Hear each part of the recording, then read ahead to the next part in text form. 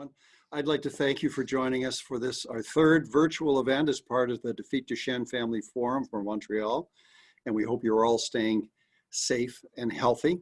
Now, to begin, we'd like to ask you to raise your hand if this is your first virtual event with us. If you weren't able to join us this past Saturday, let's have a look and see how many we have there.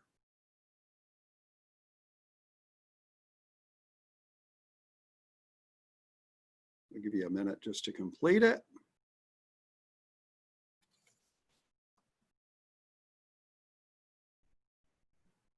Okay, so there we are. And for those joining us again for the third event, we want to welcome you back. Originally, as you know, we were scheduled to be live in Montreal Saturday, May 2nd at Shriners Hospital. However, with COVID-19 and with the safety of our families as our priority, we've had to adapt. So we hope you will enjoy and find benefit in this new virtual format. This is now open to all families across Canada and beyond. And now, since we have new people joining us today on the line, we're going to go through the same introduction as before to just see who is on the line. So again, we'd ask you to raise your hand if you knew about Jesse's journey before you registered for this event.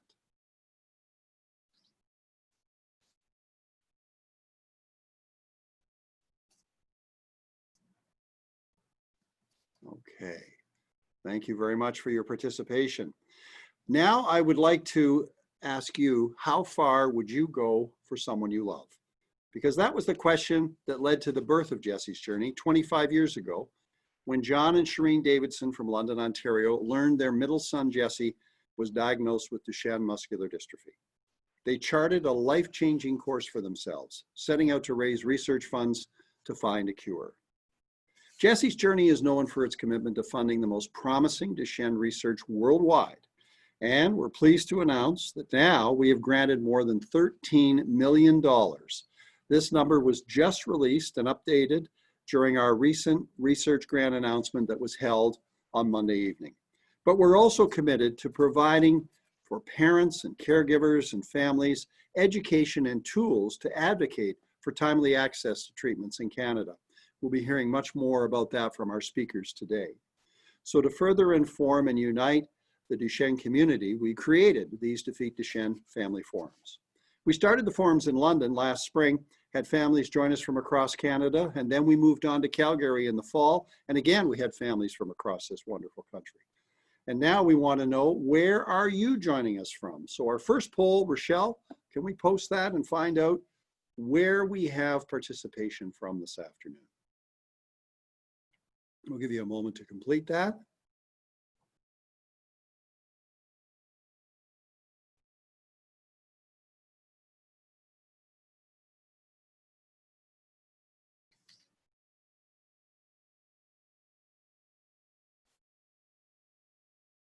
Primarily Ontario with a little over 50%. Quebec, a close second at 38, some participating from Nova Scotia as well. So thanks to all who joined us today. And what brought you here today? We'd like to move to our second poll with Rochelle and find out, why are you here today for this webinar?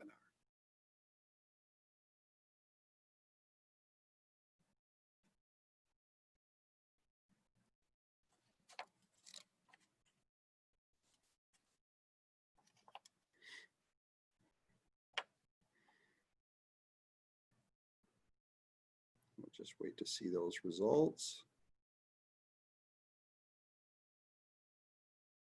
To learn more, 88% people about the topics that are being featured today, and some for a specific speaker. So thank you for doing that. That helps us in providing the right materials for the families and those associated with Duchenne. The engagement from families across the country is clear demonstration that we need to continue to unite, support, and empower each other with the latest information about the most fatal genetic disease diagnosed in childhood, Duchenne muscular dystrophy. As you know, the program was originally intended to be in Quebec, and we've asked families in Quebec, what did you want as content in these particular webinars? So from your responses, we gathered specialists, researchers, and clinicians from across the province, and they're here to provide insight into what you'll hear on genetics, clinical trials, transition to adult care, advocacy, and much, much more. We also partnered with LaForce DMD, a Quebec-based organization advocating on behalf of Duchenne. And you'll hear from their president and co-founder, Mary-Catherine DeBerger, in just a moment. First of all, we want to take a moment to thank our sponsors. These Defeat Duchenne Family Forums would not be possible without the generous support from our sponsors. Our presenting sponsor, PTC Therapeutics. Our gold sponsor, Sarepta. Silver sponsors, Atel Pharmaco, Catabasis, and Pfizer. And our bronze sponsor, Audentes. Thank you to one and all for helping make these webinars possible. And now, before we begin, it's my pleasure to introduce Mary-Catherine DeBerger, president and co-founder of LaForce DMD, and she will be making a short presentation in French. Mary-Catherine? Bonjour, merci Rick. Je ne vais pas me répéter car j'ai vu que vous avez été présent aux autres webinaires avant, mais rapidement, ben oui, je suis la présidente de la Fondation La Force, mais avant tout une maman d'un petit garçon qui a la dystrophie musculaire de Duchenne, ce qui m'a amenée à devenir La Force. Et en surfant sur cette vague de la dystrophie, j'ai vite découvert que c'était assez complexe au point de vue génétique, au point de vue l'accès des traitements, que c'était une maladie rare. J'en ai beaucoup appris. Et je suis contente que Gail soit là aujourd'hui, car ça a été dans mes premières personnes avec qui j'ai communiqué qui m'a vraiment tout expliqué, les complexes de la génétique, parce que comme vous avez vu dans les autres webinaires, la dystrophie est issue de différentes causes de problèmes dans le même gène. Et ça m'a aidé à identifier quel traitement qu'on avait besoin et puis quel traitement qu'on n'avait pas, surtout. Donc, ben, merci beaucoup à Gaëlle. Je suis contente que tu sois là aujourd'hui pour nous en parler. Et ben, je vais vous laisser à tous les autres intervenants qui s'en viennent. Et puis, je peux rajouter peut-être que la force, pour moi, c'est vraiment l'union fait la force. Donc, avec Jesse's Journey, c'en est la preuve aujourd'hui. Merci. And thank you, Mary-Catherine. And we're very proud to partner with LaForce on this program. Samuel is going to join us now. I'd like to introduce Samuel Lachane. He's editor-in-chief of Sports Addict. Samuel is 25 years old, living with Duchenne muscular dystrophy, and has never let Duchenne discourage him. He's tried to do everything he could to achieve his dreams, including attaining a bachelor degree in journalism and now owning his own sports broadcasting website. He looks forward to sharing his experience with you today. And Samuel will be presenting in French. It's my pleasure to introduce Samuel to the audience this afternoon. Hello, everybody. I hope you're doing well. Bonjour tout le monde. J'espère que vous allez bien. Donc, comme M. Moss a expliqué, je vais parler en français. Donc, mon nom est Samuel Lachane. Je suis atteint de dystrophie musculaire de Duchenne et j'ai 25 ans, comme il vient de le mentionner. Je peux peut-être débuter un petit peu avec mon parcours en général. J'ai toujours rêvé, en fait, de devenir journaliste sportif là, depuis que je suis très jeune. Donc, ça doit faire depuis que j'ai 10 ans, que je rêvais de ça. Donc, au secondaire, évidemment, on a toujours un orientrice qui nous invite à nous donner des conseils comme futur emploi. Puis finalement, moi, je lui avais mentionné que je voulais devenir journaliste sportif et elle m'avait justement dit de peut-être pas aller dans ce domaine-là parce que c'est un domaine très, très difficile à percer. Mais finalement, je me suis dit quand même que c'était possible. Donc, je ne l'ai pas écouté et puis j'ai décidé de quand même poursuivre mon parcours vers mon rêve, évidemment, de devenir journaliste sportif. Donc, je suis allée au cégep au départ, j'ai suivi le parcours et où ce que ça a commencé à être un petit peu plus complexe, si on veut, c'est évidemment pour tout le monde, mais c'est de pouvoir avoir d'être à l'université, donc dans le programme de journalisme. Et puis, donc, il y avait des tests avant. Il fallait s'y rendre, évidemment, c'est directement à l'université. Donc, j'ai passé les tests avec les professeurs et tout ça, les futurs professeurs, en fait. Et tout de suite, je pense qu'ils ont vu que j'avais une grande passion pour les médias et surtout pour le sport. Donc, j'ai été acceptée, heureusement, où est-ce qu'ils acceptaient seulement 60 personnes dans le programme. Donc, quand même, ça a été une partie de bonheur, si on veut, quand j'ai su que j'avais été acceptée dans ce domaine-là, dans ce programme-là, plutôt à l'université de l'UQAM. Et puis là, 3 ans plus tard, j'ai complété mon baccalauréat. Donc, évidemment, à 21 ans, donc j'avais déjà terminé l'université. J'ai été chanceux quand même et très bien été appuyé par mes parents, par des amis, dont une personne qui m'accompagnait à l'université pour être certain que mes besoins étaient bien comblés. Donc, on voit justement l'image à droite complètement. C'est quand j'ai obtenu mon diplôme de l'UQAM avec mon frère du côté gauche et mes 2 parents, donc ma mère et mon père.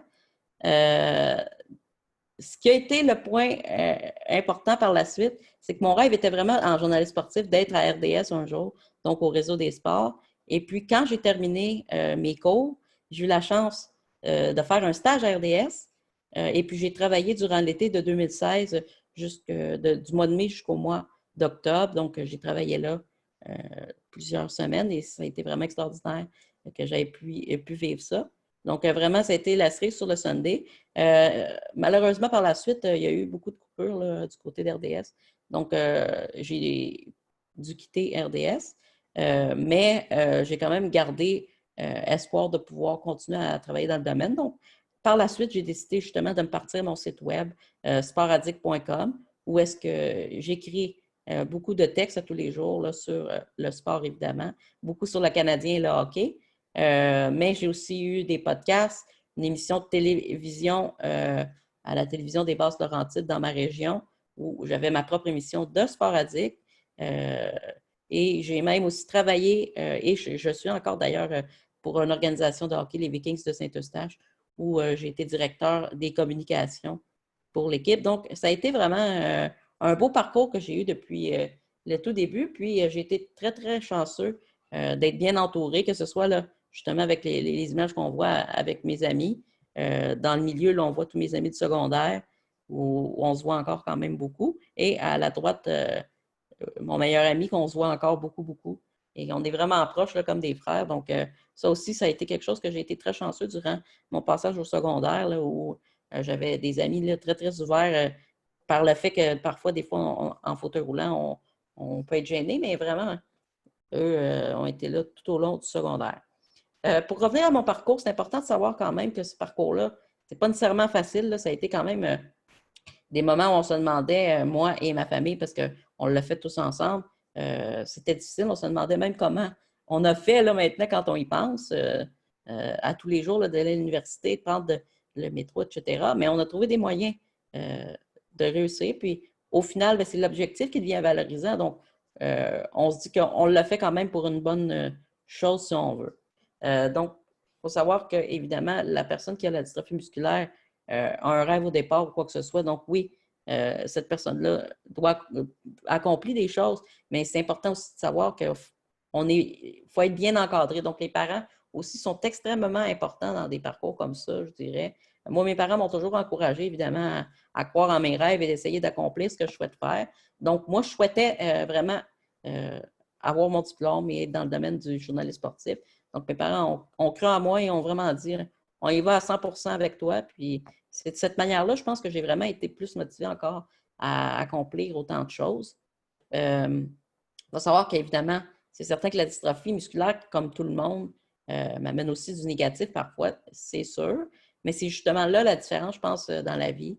C'est qu'on choisit de vivre avec la maladie et de prendre la vie du côté positif ou justement ça va peut-être sur son sort et pas faire nécessairement ce qu'on veut parce qu'on considère que la dystrophie peut nous freiner. Mais je pense que c'est ça qu'il faut faire. Il faut continuer à y voir et travailler très fort. Donc, c'est toi et tes proches, évidemment, qui sont responsables de ce que tu veux accomplir.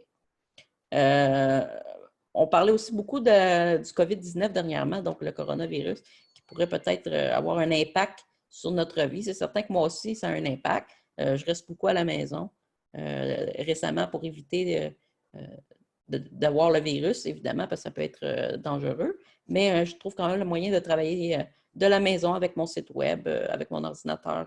Je réussis quand même à écrire mes articles, à avoir accès un peu partout aux nouvelles, parce que maintenant, les nouvelles sont rapidement accessibles là, par Internet, donc par les sites sportifs ou même Twitter maintenant. Donc, je dirais que oui, ça a été eu un impact, mais on tente de s'ajuster le mieux possible et de rester dans une vie normale le plus possible. Donc, si on peut faire un petit sommaire, en fait, là, donc vous voyez un petit peu quand même que j'ai réussi à accomplir plusieurs belles choses, je pense, dans ma vie, puis que je suis très heureux. Donc, il y a de l'espoir quand même, malgré la dystrophie musculaire de Duchenne. Et je pense que c'est ça l'important, c'est qu'il faut continuer à défoncer les portes. C'est certain que les portes sont souvent fermées. Je l'ai remarqué plusieurs fois, mais il faut savoir que cette porte-là n'est pas nécessairement barrée pour autant. C'est donc à toi de trouver le moyen d'ouvrir cette porte-là ou ces portes-là pour démontrer que malgré le fait qu'une personne handicapée peut être freinée, mais il est possible de faire plusieurs choses et même de tout faire, je dirais, dans la vie. Donc, il faut continuer à foncer comme ça et travailler très fort dans notre vie pour réussir. Donc, ça met pas mal un terme à ce que je voulais vous faire comprendre comme message. Et puis, j'espère que vous avez grandement apprécié ce que j'avais à dire. Samuel, liked it very much. You did a Thank you. terrific job. I want to thank you. You're an inspiration. And we do appreciate you being so very honest and personal and sharing that story with us. We wish you every success going forward. And thank you for taking time to speak with our audience today. And that's a real inspiration for other DMD families, without question. Thank you. It's my pleasure now to introduce Gail Willett. Gail is a geneticist and a certified genetic counselor.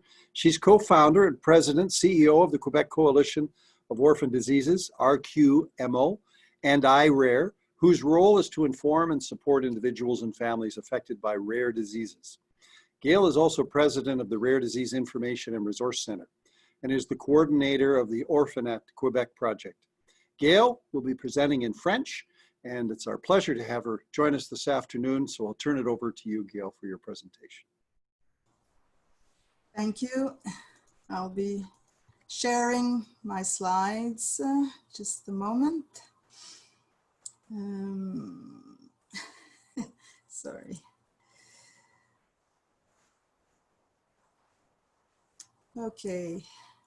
Thank you very much, Rick. Thank you to Jesse's Journey and La Force DMD for inviting me to speak today. Merci beaucoup à Jesse's Journey puis à La Force DMD de m'avoir invité pour une conférence aujourd'hui. Ça me fait plaisir de vous présenter notre organisme. Oop, try to advance here. It worked earlier. Oh, there.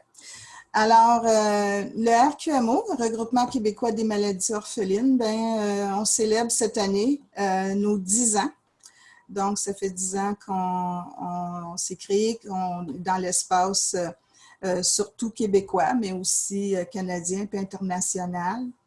Je vais vous décrire notre regroupement, mais aussi notre centre IRAR et voir peut-être comment ça peut vous aider aussi. Alors, le RQMO, aujourd'hui, a une vingtaine d'associations membres, des associations de maladies rares, évidemment, dont même certaines qui sont canadiennes. Et évidemment que le reste de nos membres sont des personnes atteintes de maladies rares ou leurs proches aidants qui sont orphelins d'associations, qui n'ont pas d'association pour leur propre maladie.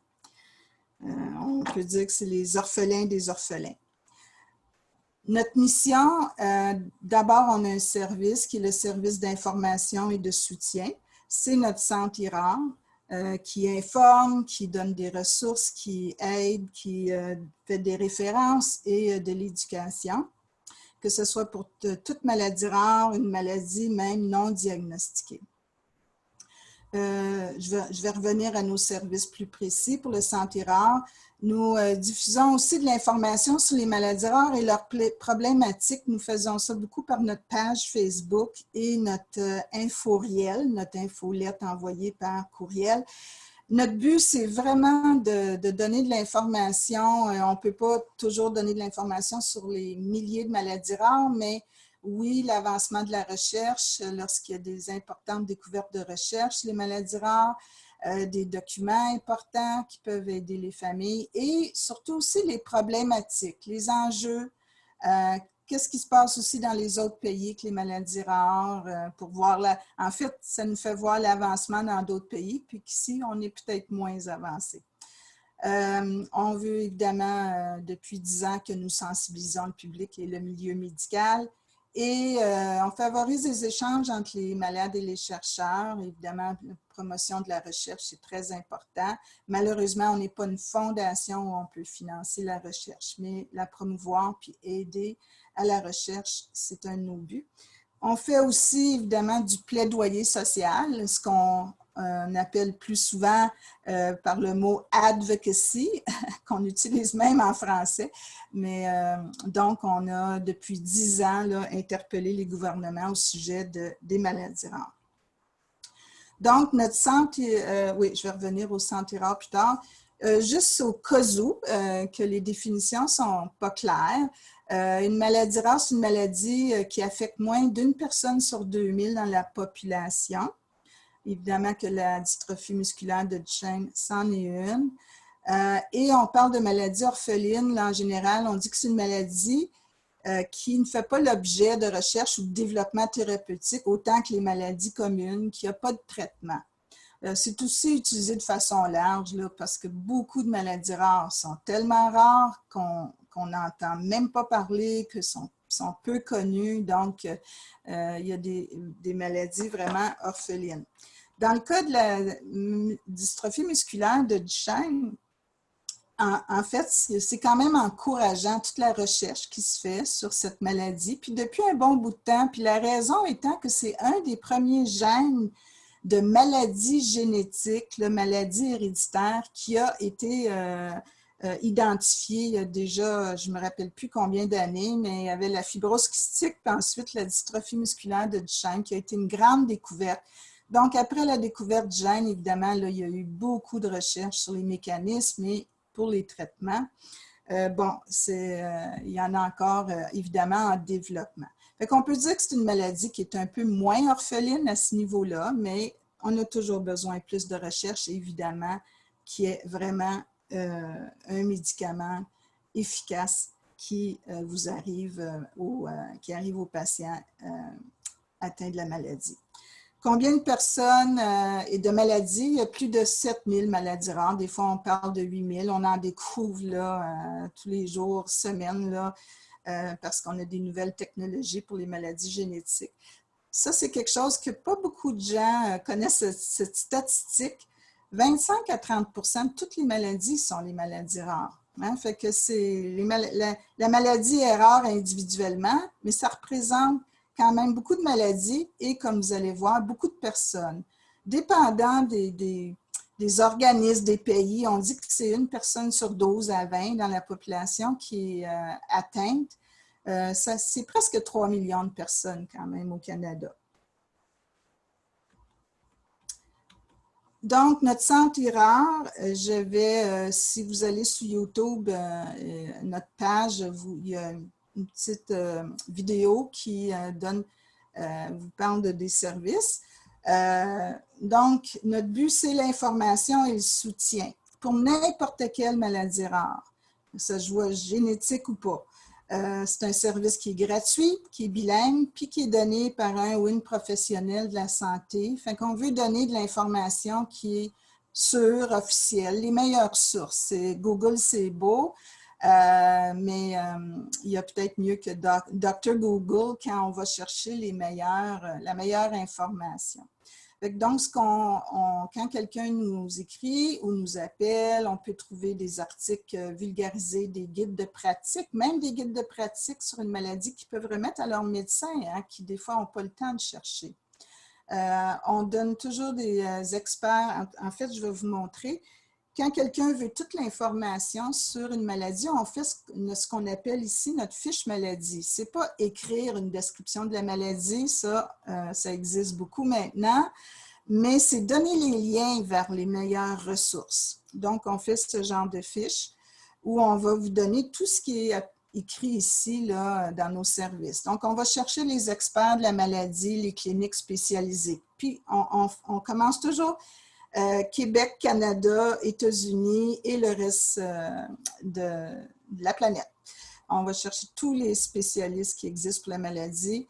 On va vous donner aussi les médicaments orphelins qui sont sur le marché ou en développement. On parle des projets de recherche, des essais cliniques en cours, des registres de maladies puis de biobanques. Et Marie-Catherine en a parlé tantôt, c'est comme ça qu'on s'est connus. Étant donné que 80% des maladies rares sont génétiques et que habituellement, moi-même qui a fondé le centre et la personne, on a une personne qui répond aux demandes, on est des spécialistes en génétique, donc on peut aussi offrir un conseil génétique de base ou répondre à votre question. Vous savez qu'aujourd'hui, là, au Québec, entre autres, et dans d'autres provinces, ça peut prendre 2-3 ans d'avoir une consultation en génétique dans certains cas, là. Pas dans le cas de grossesse ou des enfants qui viennent de naître avec un problème, mais si des parents veulent savoir pour une prochaine grossesse, si des gens veulent savoir pour des cancers héréditaires ou d'autres ont des questions par rapport aux maladies héréditaires dans leur famille, ça peut prendre 2-3 ans d'attente. Donc, nous, on peut répondre au moins à des questions de base que vous avez. Donc ça, c'est au niveau de l'information. Le soutien, bien, on fait beaucoup de jumelage. Beaucoup de gens veulent trouver des personnes avec la même maladie rare qu'eux, préférablement dans leur province, qui parlent leur langue, qui est proche même des fois dans leur propre ville. Alors, on fait ce jumelage-là avec l'autorisation des personnes, évidemment. De l'écoute, hein, avec le temps, je pense qu'on a commencé à connaître la réalité là, des personnes avec les maladies rares, leur quotidien, leurs difficultés dans le système de santé. On a fait un gros sondage d'ailleurs là-dessus lors de notre création. Donc, je pense qu'on peut comprendre sans les connaître parce qu'on ne les vit pas, les problèmes, et puis écouter ces problèmes-là. On fait des références aussi, c'est une maladie évidemment où il y a une association, on réfère vers cette association, comme dans le cas de la dystrophie de Duchenne, évidemment que vous avez Justice Journey, puis il y a d'autres organisations. La meilleure chose, évidemment, c'est de vous regrouper ensemble puis d'échanger. Alors, on donne toujours le nom des associations. Des groupes de soutien aussi. Et nous, on aide là, les gens à naviguer dans le système de santé. On donne des ressources médicales, les ressources gouvernementales et communautaires pour des choses comme l'aide financière, le répit, le gardiennage, les services pour personnes handicapées.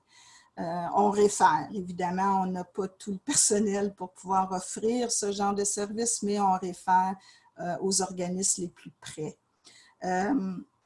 Pour les gens qui sont à l'extérieur du Québec, évidemment, une des raisons qu'on a fondé ça au Québec, c'était la question de la langue.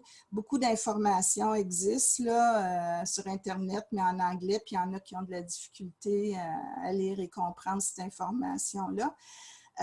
Mais notre centre, on l'ouvre, vous pouvez, des gens d'autres provinces peuvent nous contacter. Cependant, c'est simplement pour l'aspect information pour votre maladie. On ne peut pas faire le soutien, le jumelage peut-être, mais les références, là, évidemment, vers des groupes communautaires ou des services gouvernementaux, évidemment que c'est différent province par province, puis malheureusement, on ne peut pas couvrir toutes les autres provinces. Mon souhait, ce serait qu'il y ait un centre IRAR comme ça pour tout le Canada, quelque chose que je discute avec d'autres groupes et j'espère qu'un jour, ça arrivera. Quelque chose qu'on fait depuis le début de notre existence, c'est la question de l'accès aux médicaments pour les maladies rares qu'on appelle médicaments orphelins. Depuis 1 an, on a un projet qui s'appelle le projet Surveillance médicaments orphelins. Ici au Canada, on n'utilise pas l'appellation Orphan Drug, médicaments orphelins. Donc, c'est très difficile de savoir là, à travers les bases de données de Santé Canada quels médicaments ont été autorisés ou pas. Donc, on est en train de bâtir un répertoire. En fait, il est déjà bâti, il va être en ligne bientôt, on espère, tous les médicaments orphelins qui ont été approuvés par la FDA aux États-Unis, puis en Europe. Et là, on a suivi s'ils sont approuvés ou non par Santé Canada. Aussi, nous, depuis le début, on s'implique dans la question de l'évaluation pour le remboursement par les régimes publics des médicaments orphelins. Donc, on suit aussi si ces médicaments-là ont été évalués au fédéral et par l'INES au Québec. Donc, on va avoir ce tableau-là où ça va être indiqué lesquels sont remboursés ou pas et dans quelle province, puis on va suivre là, tous les nouveaux médicaments. Quelque chose qu'on ne pouvait pas faire, il fallait consulter toutes ces bases de données-là séparément. Et une des raisons pourquoi on fait ça, c'est qu'on veut que les gens sachent si le médicament qui s'en vient pour leur maladie, qu'ils sachent aussi que juste à peu près 50% des médicaments approuvés ailleurs arrivent au pays, au Canada. Donc, c'est quelque chose qui est peut-être intéressant à savoir, puis de voir les moyens comme lesquels les personnes peuvent quand même y avoir accès. Et vous avez un rôle aussi dans les évaluations pour le remboursement. Au fédéral, un organisme comme Justice Journey peut faire un commentaire lors de l'évaluation de médicaments. Au Québec, même des patients individuels peuvent le faire. Donc, nous, on cherche et on essaie de trouver le plus possible des patients, des proches aidants, puis même des professionnels de la santé qui peuvent donner leur opinion à propos de leur situation actuelle en rapport avec un nouveau médicament que le gouvernement est en train de considérer pour remboursement ou pas. Ça, c'est très important que vous participiez à ça. Vous avez des médicaments qui s'en viennent, puis sûrement vous allez avoir l'occasion de faire ça. Puis nous, au Québec, on peut vous aider avec ça. Les autres aspects de notre mission, l'éducation. On fait des webinaires. Là, nous aussi, on va repartir un plan de webinaire à cause de la situation COVID. Mais habituellement, on a une journée éducative annuelle en personne chaque automne. L'année passée, ça a été sur les aspects psychosociaux de vivre avec une maladie rare. Nous, évidemment, on ne peut pas faire des journées sur des maladies spécifiques, là, à moins qu'il y ait besoin, mais on collabore avec d'autres associations pour faire ça, mais on essaie de trouver des sujets qui vont, qui évidemment touchent toutes les personnes, quelle que soit leur maladie rare, parce que il y a beaucoup de points communs, là, les difficultés, aussi on fait de l'éducation, on a fait des journées sur la recherche qui concernent tout le monde, quelle que soit leur maladie. Par rapport à la recherche, je l'ai dit tantôt, on fait de la promotion de la recherche. On a initié aussi des projets de recherche, même un essai clinique pour la maladie de Morquio au Québec. Puis en fait, ça a ouvert un centre d'études d'essais cliniques au Québec et puis des gens d'autres provinces pouvaient aussi y participer. On met en contact des chercheurs avec des patients, mettons le meilleur chercheur qui pourrait travailler sur leur maladie, et puis on fait des appels au recrutement pour les chercheurs. L'aspect plaidoyer social, en fait, le regroupement a commencé au début quand on a vu qu'en Europe, ça avançait en France. En France, le premier pays qui a eu un plan national maladie rare, puis ça, c'était en 2004. Alors, moi, dans les années 2006-2008, je suivais ça, puis je me dis, mon Dieu, on n'a rien encore, on est en retard. Et c'était le but de regrouper au départ les associations, puis des personnes atteintes de maladies rares. Et d'offrir le service d'aide. Donc, on a fait notre premier colloque le 2 octobre 2010 à Québec et puis on a eu l'honneur d'avoir le Dr Yves Bolduc, ministre de la Santé à cette époque-là, pour faire l'allocution d'ouverture. Et puis, on l'avait rencontré, on a fait des propositions pour une stratégie maladie rare et aussi des problématiques qu'on pensait que devaient être réglées dans l'immédiat, comme plus d'argent pour la recherche, l'accès aux médicaments orphelins, un meilleur dépistage des nouveau-nés au Québec pour des maladies génétiques. Et puis, lui, il a vraiment pris ce dossier-là, puis on pensait à avancer assez rapidement, mais en fait, ce que je n'avais pas compris, c'est que j'étais nouvelle en politique, c'est les politiciens, ils veulent des fois faire des choses, mais c'est l'administratif, donc le ministère qui, c'est pas nécessairement leur priorité. Alors, ça a pris jusqu'en 2017 où on a rencontré l'autre ministre de la Santé, Dr. Gaétan Barrette, où enfin, ça a parti. Il a accepté notre demande qu'un comité soit mis sur pied pour étudier la problématique des maladies rares. Et ben, il y a eu un autre changement de gouvernement, puis on a pu rencontrer Mme Danielle McCann l'automne passé, et elle aussi, elle a accepté qu'on continue le travail pour les maladies rares. Donc, c'est une stratégie, on l'a déjà écrite, on l'a écrite en 2015, ça fait déjà donc 5 ans, était là, on avait décidé, puisque le gouvernement ne semble pas vouloir faire quelque chose, on va l'écrire suite à tous des sondages qu'on a faits. Donc, ce qu'on demandait, c'est de reconnaître que les maladies rares constituent une catégorie de maladies à besoins spécifiques et une stratégie pour rendre les personnes atteintes d'une maladie rare moins orphelines en améliorant leur état de santé, leur qualité de vie, leur durée de vie et leur inclusion sociale. On a une quarantaine de propositions. Cette stratégie est sur notre site Internet si vous voulez la consulter. Le gouvernement l'a entre les mains. Donc, de 2010 à 2019, je ne passerai pas tout ça en détail, mais c'est tout ce qu'on a fait comme événements, consultations. On a fait des forums consultatifs où il y avait des personnes atteintes de maladies rares, des proches aidants, des parents, des professionnels de la santé, des chercheurs, des médecins.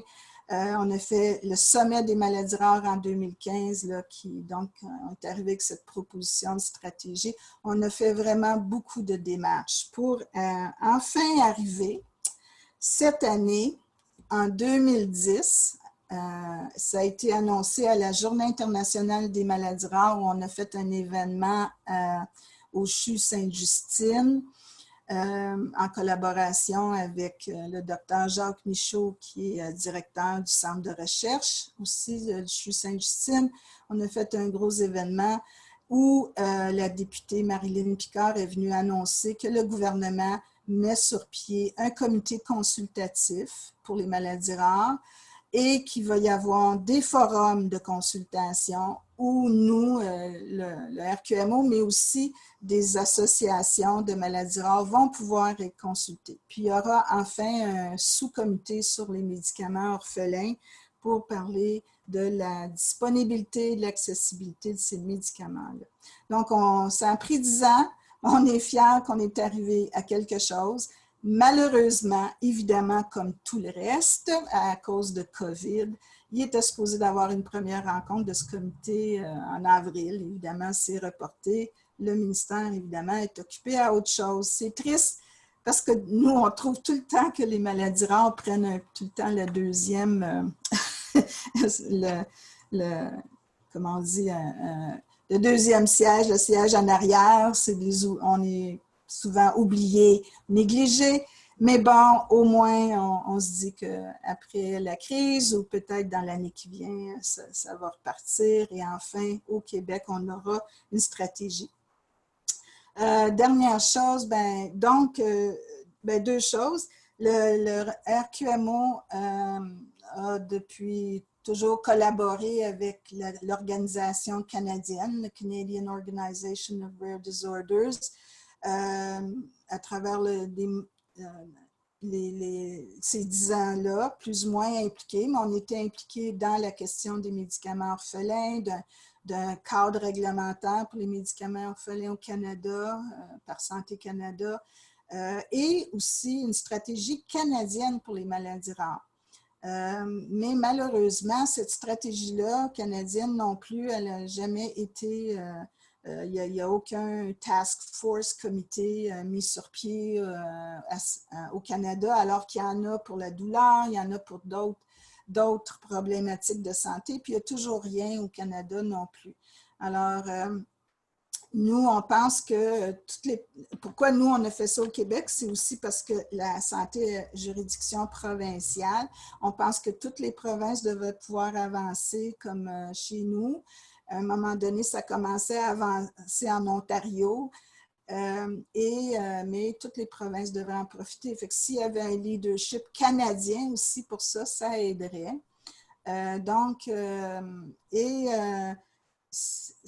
Malheureusement, j'ai oublié de mettre une diapo là-dessus, mais il y a une initiative qui est née justement à la Journée internationale des maladies rares, une pétition qui circule pour dire au gouvernement canadien, il faut une stratégie. Il y a aussi des pétitions qui circulent pour la question des médicaments orphelins. C'est nécessaire, mais nous, on pense aussi qu'une stratégie globale où on parle du diagnostic pour réduire les délais de diagnostic, plus de recherche, la prise en charge des cliniques, des centres spécialisés en maladies rares ou pour certaines maladies rares. On pense qu'il devrait y avoir ça aussi.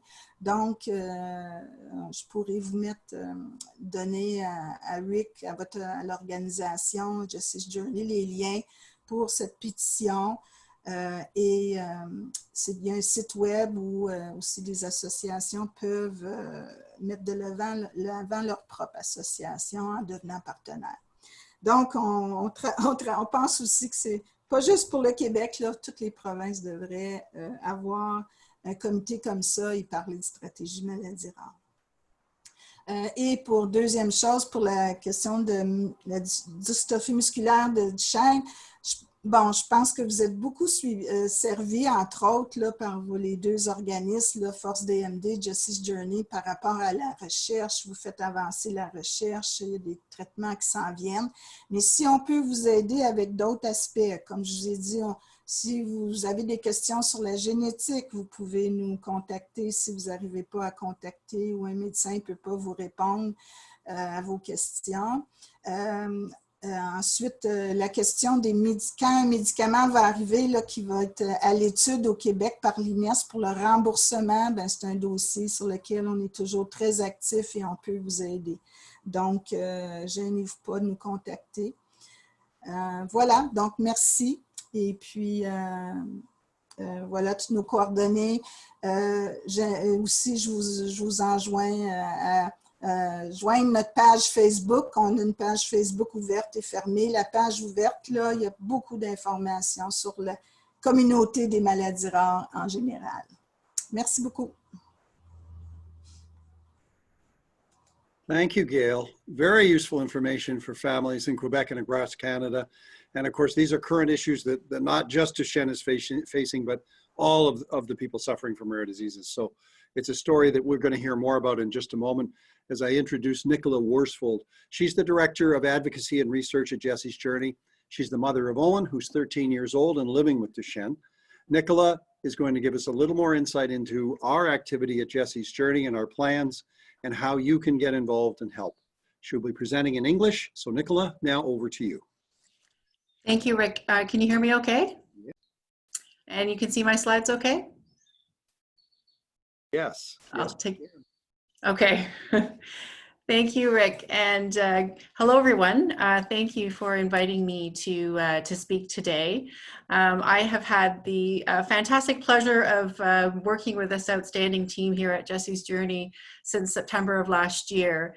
And I just want to throw a big thank you out to both Rick and Rochelle, who have been working very, very hard behind the scenes to bring these webinars to us.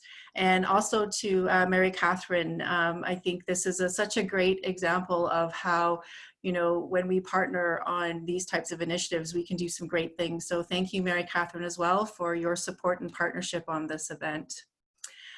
So I work with at Jesse's Journey, and I'm focused on the areas of research and advocacy, but really my advocacy started about 7 years ago when my son Owen was diagnosed with Duchenne. What I'm hoping to do today is to share with you some of the areas where Jesse's Journey is focused on advocacy right now and how you can get involved. So our mission at Jesse's Journey is to advocate for Duchenne families across Canada by not only finding the most promising treatments for Duchenne, but finding innovative ways to speed up access to these treatments, because we all know that Duchenne is not going to wait, and neither should we. Today, we live in a very promising world for Duchenne. There's a lot of investment that is going into research to find treatments. This slide was presented by Pat Furlong, the CEO of Parent Project Muscular Dystrophy, on Monday at our research announcement webinar. And I wanted to show it again because it really does do a really good job of presenting the different approaches that are currently existing or being investigated for Duchenne. We have at the top, we have our dystrophin restoration replacement therapies, such as the exon skipping molecules. So that's Exondys 51 and Vyondys 53. We have gene therapy. We have our CRISPR and stop codon read-through, such as Ataluren. We also have our anti-fibrotics and anti-inflammatory therapies, which are the therapies like deflazacort and prednisolone. And there's drugs that target calcium regulation, and the science is pointing towards calcium regulation playing a key role in the cause of the absence of dystrophin in Duchenne. There are the treatments that are targeting muscle growth and protection, like the myostatins and the eutropin upregulators. And then there's the mitochondrial therapies focused on restoring the cell's energy. And finally, we have the therapies that target blood flow and improved heart function. Today, there's a lot of hope. And I'm not going to go into the details of these clinical trials on this slide, but I felt that this graph, which was also provided by Parent Project Muscular Dystrophy, really demonstrates very well the investment that's being made into finding treatments. And if you add all of these up, you'll see there are 36 molecules that are currently under investigation for Duchenne right now, and that's amazing. Some of these drugs are already approved in other countries. So in the US, we have the 2 exon skipping therapies. So we have exon 51 and, we have the 2 therapies that are amenable to exon 51 and exon 52 deletions. 53 deletions, and we have our anti-inflammatory Emflaza or deflazacort, which we can only access through our special access program here in Canada. In the UK, they have Translarna or Ataluren, which is the stop codon read-through for the nonsense mutations. But our harsh reality in Canada is that we have nothing, and here is where our challenge lies. So I'd like to talk to you now about what Jesse's Journey is doing to address this. So over the past year, we've been providing consultation to Health Canada through letter writing and face-to-face meetings. At Jesse's Journey, we strongly believe in partnerships and the strength in a united voice. So all of our initiatives that we have been undertaking have been in partnership with other organizations like Muscular Dystrophy Canada, La Force DMD, and Stand for Duchenne Canada. Last summer, we conducted a survey where we heard from many Duchenne families what were able to participate, what living with Duchenne meant to them. We then took this data and we educated Health Canada on Duchenne and the impact this condition has on our day-to-day lives and why it is so important that we have access to medications as soon as possible. More recently, we have been working diligently behind the scenes to rectify the deflazacort supply issue in Canada. And many of you may be aware of this and may actually have been dealing with this, but many of our boys, as we know, are taking deflazacort here in Canada. And just before Christmas, the manufacturer experienced some issues getting supply into Canada. Some of our families had to switch medications and were extremely distressed about getting their drug on time. I'm happy to report that in partnership with Muscular Dystrophy Canada and other clinicians, we were able to work out a solution with Health Canada and the manufacturer. So we're confident this solution will put a stop to future supply issues and remain committed to monitoring the situation. Jesse's Journey also has been engaging our politicians through letter writing and face-to-face meetings. In fact, this is something that everyone can do, and we encourage you to do. It's important to let your local politicians know that you're there and educate them on Duchenne and the challenges you face day to day if you haven't already. Let them know there are medications available in other countries, but not here in Canada. Tell them it's time for change, and Duchenne Canadians need equal access to medications because time is muscle, and our boys and young men do not have the luxury of time. And in my experience, I've met with a number of MPs and MPPs, and they're all willing to listen to us. They're all willing to sit down and hear our stories. So feel free to share if you're ready and you would like to get involved. It's a way you can get involved. Where Jesse's journey is focused today is putting a stop to the PMPRB. This is a quasi-judicial government body called the Patent Medicine Price Review Board, or PMPRB, which is a mouthful, and it probably took me about 10 years to actually finally get that one right. The sole purpose of this body is to regulate the pricing of medications sold in Canada. But the new proposed changes to their pricing regulations are going to have some serious implications to Duchenne families, and we need to be aware of this. They're proposing to put a price cap on medications that is so low, it will discourage manufacturers from conducting clinical trials in Canada. It'll even go so far as to discourage our manufacturers from applying for drug authorization. And if you look at, for example, Sarepta's Exondys 51 as a very good example, it was approved in the US in 2016, and we still have not seen any indication that they will apply for Health Canada for approval. And finally, this will take away the ability for provinces and hospitals, for that matter, to negotiate price discounts for these medications.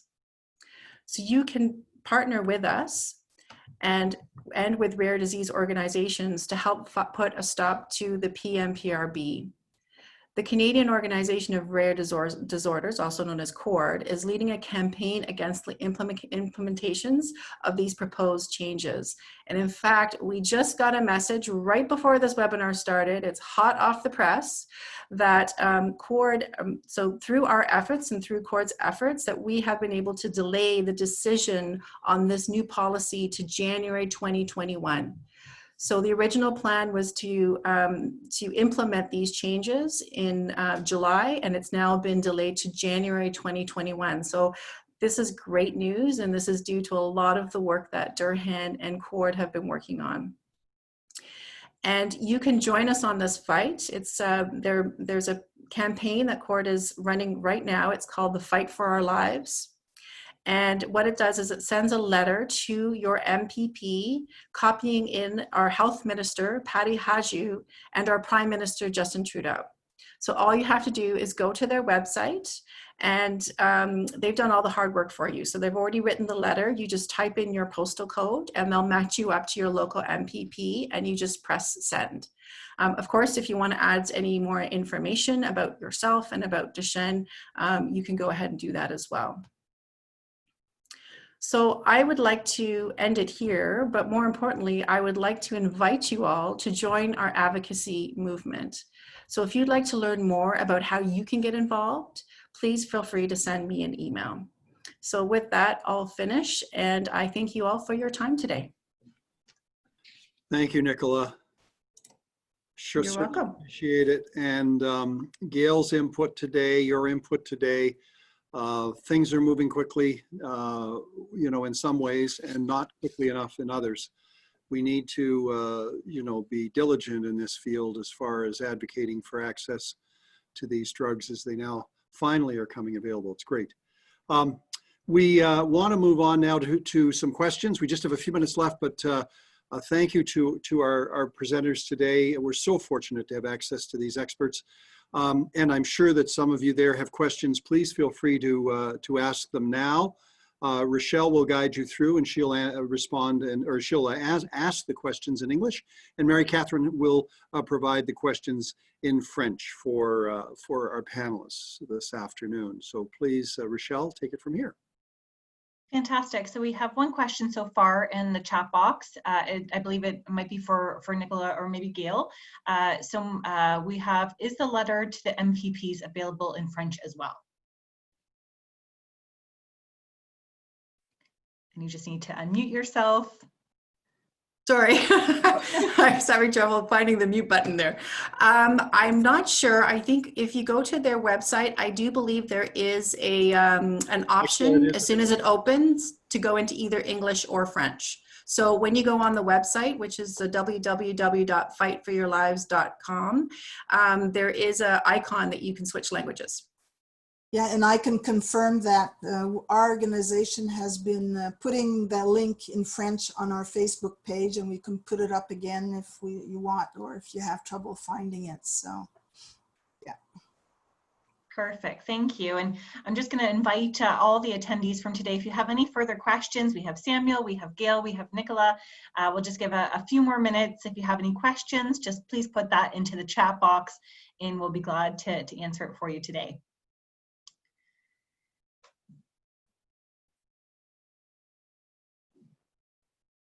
So we don't have any other questions at the moment. Just give it one more second just to see if anybody has any other questions.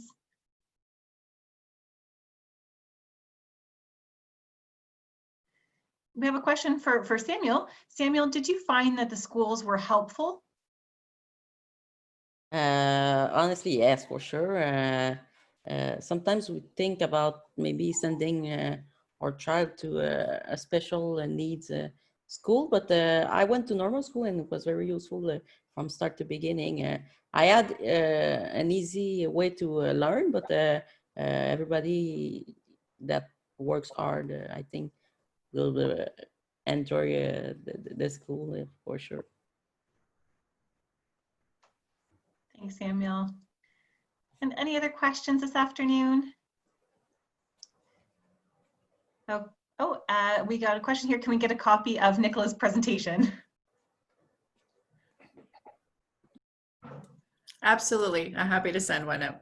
I think it'll be available on our website. Is that right, Rochelle?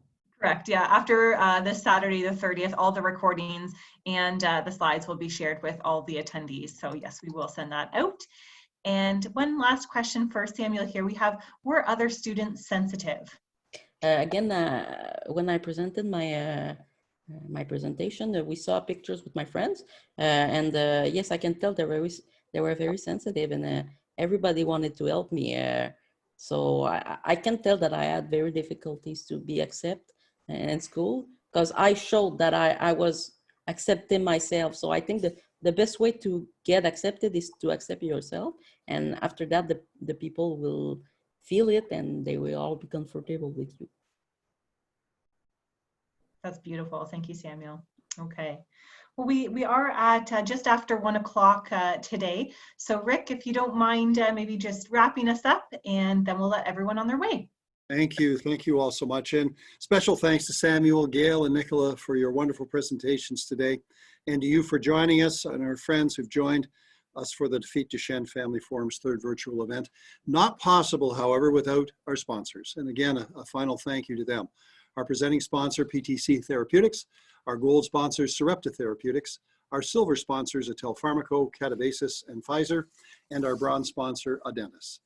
We look forward to seeing you at our final event this Saturday at 10 a.m. Eastern Standard Time, where we will have Dr. Carol Farah talking about clinical trials for Duchenne in Canada, Dr. Eric Hoffman providing an exciting update about the vamorolone clinical trials that are going on right here in Canada and our involvement. We'll hear more about that on Saturday.